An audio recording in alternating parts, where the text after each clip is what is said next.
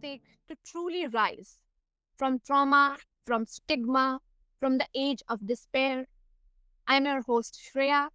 Tonight on Inner Peace, Better Health, we sit with Ellen Busch, trauma survivor, life coach, and author of Disempowered. From the silence of abuse to the grit of Navy SEAL training, Ellen's journey isn't just about survival, it's about choosing to thrive. Her story reminds us that healing isn't linear, but it is possible. And it starts with one brave decision to begin. Welcome, welcome, Ellen, to my show, and I'm honored to have you on my show. Well, thank you. And I'm honored to be on your show as well. It's a great Thank you introduction. so much. Yeah, thank you so much for your kind words. And Ellen, you describe your healing beginning with a moment of clarity on a crowded highway. Can you take us back to the moment? What shifted in you? Sure. I actually call it my surrender point. And I had escaped from an abusive husband. I was beginning the divorce process. And I was really struggling. And I didn't understand why I was struggling so much. And I realized that I needed to take a long, hard look at myself and understand why these things happened in the first place. And I knew that I had to do the work. Otherwise, I was at risk of it happening again. And if I didn't understand why it happened in the first place, I couldn't prevent it from happening again. And I got lucky to survive it the first time, and I might not get to survive it the second time. So I actually looked up at the sky and surrendered. And I surrendered and realized, to a higher power. And it was that moment that life started to get better, but I needed to do the work. I needed to get to work. That moment must have been very intense for you. And like, was it fear or intuition or something else that gave you that inner permission to change? That's a great question. I just knew I couldn't continue on the same path that I was on. I just knew that my life was at risk Yes. and I needed to do something different. And I didn't know what to do. So I turned to a higher power. Yeah, that's so true. And so sorry for my mistake. And No worries. uh, you worked through trauma, dyslexia, and the pain of an abusive relationship. Which limiting belief was the hardest to release, and why it's hardest? For me, the reason why I ended up in the bad marriage, abusive marriage, was because I had so low self-esteem and low self-worth. And that was the most limiting belief. And these ideas were imposed on me as a dyslexic. And that's what I had to let go of. Mm. And it was through working through with a coach, actually. And he was so kind. And he said to me, Ellen, you're such an amazing person. You've done so many great things. And I was like, no, you don't understand. I'm dyslexic. I'm brain damaged. And he just looked at me and it must have been the right moment. And he said, Ellen, that is the biggest bunch of BS I have ever heard. And you have been gaslighted into believing that. And that's Yes. when it shifted, because all of a sudden I had to take that in.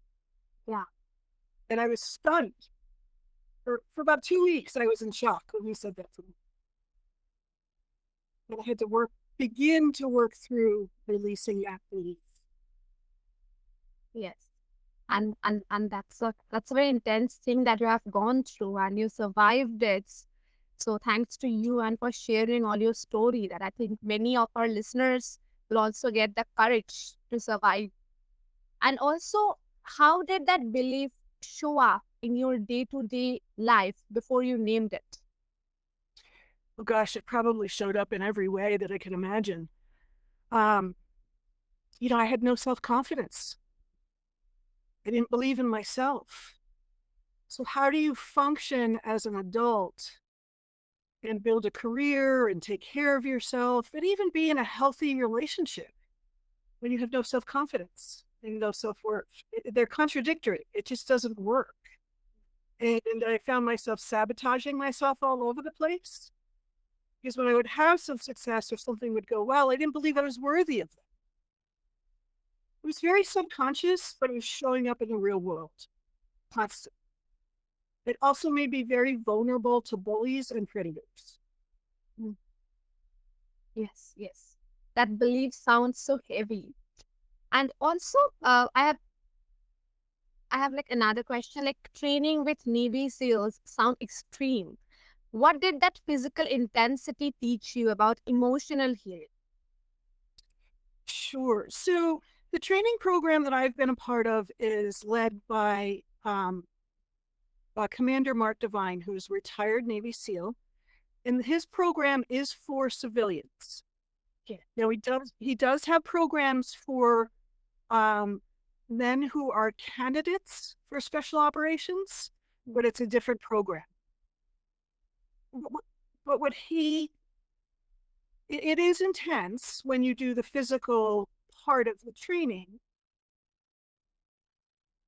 But what it taught me is that when we get uncomfortable with trusted trainers, therapists, people who are qualified to support us, and also with a team that's supporting you, you realize that you are, as Mark would say, you're 20 times more capable than you think you are. And that's when things start to open up. And then taking on new challenges isn't quite as scary because you have this new knowing of being capable. That's Does that answer your question? yes, yes, and that's such a powerful parallel. And also with that, I have another question in my mind that did that Sure. discipline and discomfort translate to the inner battles as well?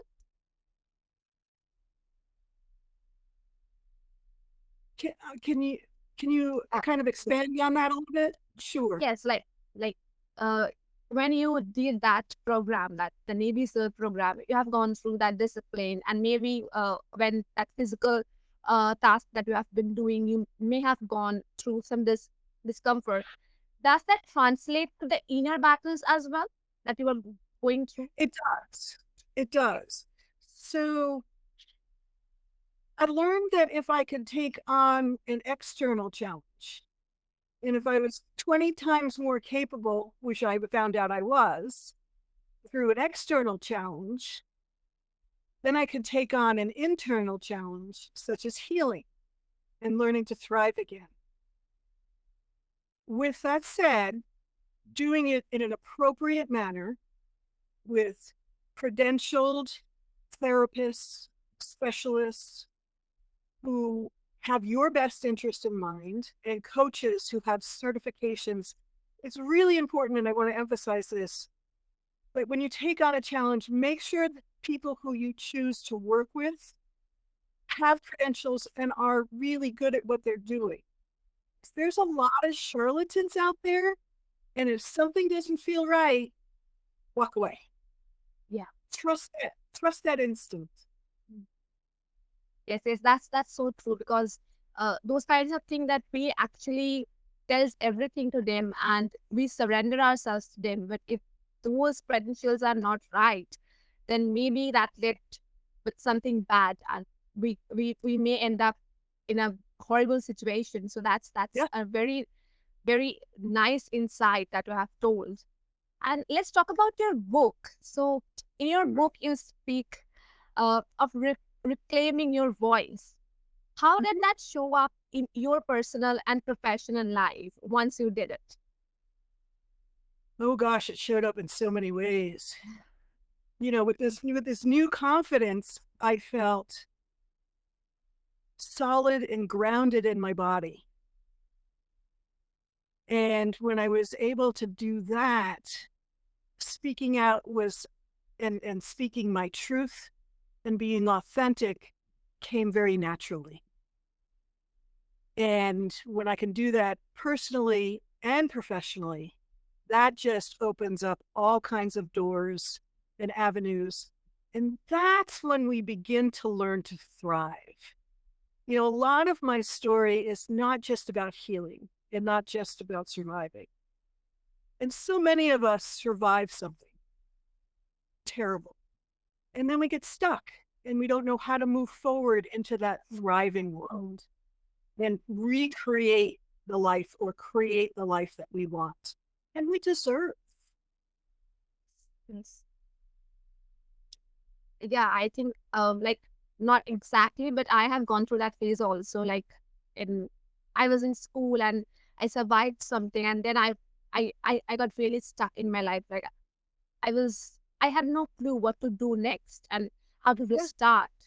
So then I started reading many books, and I started listening to many podcasts, and there were some people like you who really helped me to restart my life. And I think for them, yeah, for them I'm here today, and it's so necessary to come to and speak about our lives and also to inspire others, because we don't know like what thing actually inspire others in our lives. So thanks to you also for that. And what does having a voice mean to you today as a coach and an author? It means being authentic and putting myself out there in the world as I'm meant to do. It is empowering. And my reason for choosing the title is my being empowered is not just for me. It's about helping every reader, listener who hears my story. My purpose in life is to empower others. And you cannot do that without a confident, authentic voice. That reclamation is so true, and this is life changing also. And what advice do you offer someone who is standing at the edge, feeling disempowered but unsure where or how to begin? That's a great question, and I have been there.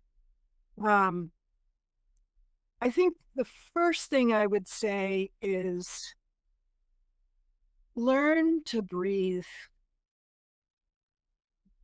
A breath practice, a simple breath practice, and there are so many out there. One that I use that again comes from Mark Divine is box breathing. But there are multiple breath practices out there. And doing that consistently, it can be just 5 minutes a day. That will start to calm down your nervous system.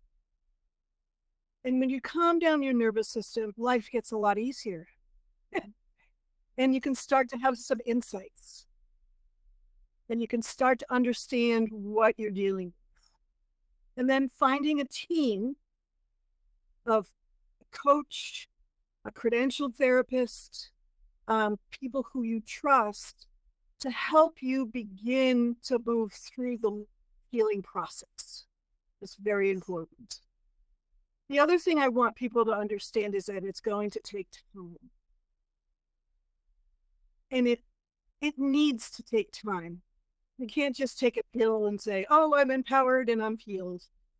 It doesn't work like that. And what happens too is it affects, like I said, our nervous system. It gets into our bodies.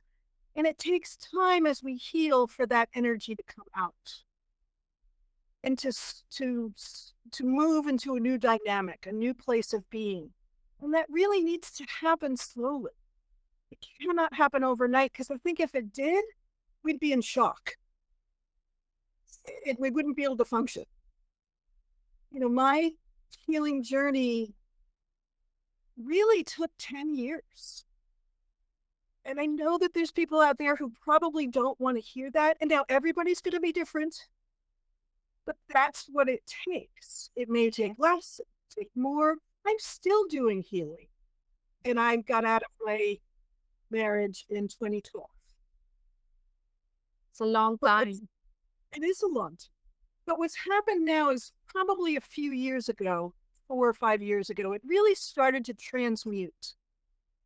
And the healing continues, like you said, it's not linear, but there becomes an unfolding or a self-discovery, and the thriving process starts to become bigger than the healing process itself. And that's when it gets really exciting, because you start to understand who you are as a human being, what's authentic, what makes you unique, and your own heart. And when you start to understand your own heart, that is empowering. And it's really being a human being that you are meant to be on this earth. Yes, yes. That age can feel lonely, but it will take time to heal, because healing is not a very instant process. It will take time. Definitely it will take time. And is there a first step they can take even while still afraid? Well, like I said, the breathing practice is absolutely critical. And it really is. And again, a consistent breathing practice. And ask for help. I think those two things are the most important. And if it's a trusted family member, just you've got to find some help. This is not a journey that's meant to be done alone, I believe. And through human connection with other people who may be going through a healing process or who can simply support you. But when you can authentically connect with another human being, that in itself is healing. Because it's a connection through our humanity. Yes. Yes, that's so true. And you just mentioned about the breathing and the box breathing process.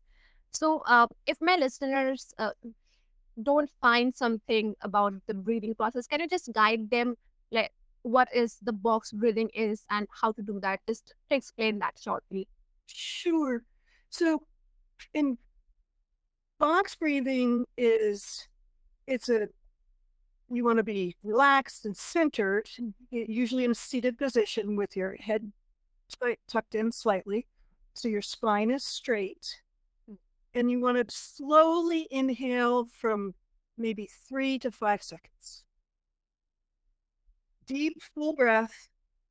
Hold for a count of 4, and then release slowly for a count of 4 or 5. And then at the bottom of that breath, you want to hold again for that same count, whatever count that you choose. And then you continue. And then inhale again, slowly for 4 seconds. Hold for 4, and then release for 4. There are apps out there. There are YouTube videos. Now, one thing I would also add, if somebody is dealing with trauma or post-traumatic stress, when you do that breath hold at the top, that may be very uncomfortable. It may be very unnerving. It may be triggering. So you can omit that, and you can simply go to 4 count or 5 count in, 4 count or 5 count out, and then back in, and then back out. So finding what is comfortable with you, but if you have trauma, that breath hold may be triggering. So it is absolutely appropriate to omit that if that works, if that's important to you. And there are specialists out there. One who I can recommend who is in your part of the world, his name is Luke Tan. He is in Singapore, and he is actually a breath coach. Okay. And you can find him online and on LinkedIn. And actually, later on I can send you his information, but he is a coach of mine and a dear friend. And he travels all over the world and does seminars on different breath techniques. Thank you for explaining that so nicely and beautifully. I think this will really help my listeners. And if at this moment you have to give a message or tell something to all the listeners who's listening this podcast, what would you say? I would say I understand what you're going through. I understand what some people call the dark night of the soul. You're not alone. Many people experience these terrible times and terrible truth. What the good news is, you can recover, you can heal, you can grow, and you can learn to thrive again. You can do it, but it's going to take work. It's going to take commitment. It's going to take looking for new solutions, not doing the same thing over and over again. That doesn't work. But you really can do it. There is hope. And when you begin the process, it may be a journey of 1,000 miles. But those first few steps, you will start to feel better right away. And what I've learned is that every step in the process, I just started to feel better and better and better and better. But it's going to take time. But just know you can do it no matter how far down in the hole you may feel. It can get better if you're willing to commit and do the work. Thank you for such nice words. And it's true that healing is not an instant thing, it takes time, but you have to be consistent about it. And if my listeners want to connect with you, then what's the best way? Sure. I'm pretty easy to find. I am on LinkedIn, Facebook. I have a webpage, and it's very easy. Now it's ellenbusch.com. But here in the States, our family joke is that it's Busch, which is just like the German beer. Instead of instead of President Bush, which is Bush. So it's kind of a family joke. Yeah, that's so nice. So it's ellenbusch.com. And then if you just Google me, you can find my website. You can find my book on Amazon. I'm on Audible, Instagram at ebush1500. So please reach out to me. I am available for coaching, and I'm available for questions. And, I can send you to resources like Mark Devine's Unbeatable Mind or Luke Tan's breath practice, his program. So I have resources that I can refer you to. Yes. And I will make sure to attach all the links and details below so that our users can find that easily and reach out to you easily. And with that, we have come to the end. And thank you for sharing so much, the plethora of knowledge that you have. And I think this story will really inspire my listeners who are maybe stuck or maybe going through the same process. And to my listeners, Ellen Busch shows us that healing is a fierce act of love for self, for truth, for what's possible beyond survival. So, if you are listening from the age, unsure if your story can be rewritten, let this be your sign. You are not broken, you are becoming. And peace isn't the end of the journey, it's the path you get to choose, starting from now. Thank you.